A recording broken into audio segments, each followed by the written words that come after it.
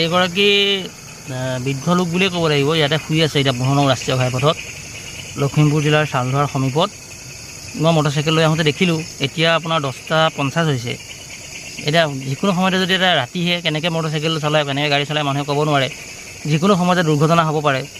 মই ইতিমধ্যে আৰক্ষীক খবৰ দিছোঁ। নানী নানী, যিকোনো সময়তে আচলতে দুৰ্ঘটনা হ'ব পাৰে। এয়া আৰক্ষী কলেজ, চাউলধৰা আৰক্ষী কলেজৰ পৰা অলপ দূৰ আগুৱাই আহি আনন্দ বাগান নোপোৱাৰ আগত, আনন্দ তিনিআলি নোপোৱাৰ আগত যিকোনো সময়তে দুৰ্ঘটনা হ'ব পাৰে। ইতিমধ্যে আৰক্ষীক খবৰ দিছোঁ। আৰক্ষীয়ে নিশ্চয় উদ্ধাৰ কৰিব বুলি মই আশা প্ৰকাশ কৰিছোঁ। এগৰাকী আদিবাসী জনগোষ্ঠীৰ বৃদ্ধা হ'ব বুলি মানে সন্দেহ প্ৰকাশ কৰিছোঁ। ইয়াৰ ৰাষ্ট্ৰীয় ঘাইপথত গাড়ী চলি আছে, কেনেবাকৈ এক্সিডেণ্ট হৈ যাব পাৰে। সেয়েহে পৰিয়ালে যদি দেখিছে ভিডিঅ'টো, এনেকৈ ধৰণে পেলাই এনেকৈ ধৰণৰ এৰি নিদিব তেখেতক, আৰু তেখেতক ঘৰত ৰখাৰ ব্যৱস্থা কৰিবলৈ মই আশা কৰিছোঁ। ইতিমধ্যে তেওঁ উদ্ধাৰ নিনিয়ালৈকে মই ইয়াতে ৰৈ আছোঁ বাৰু, আজি মানে বৰ্তমান।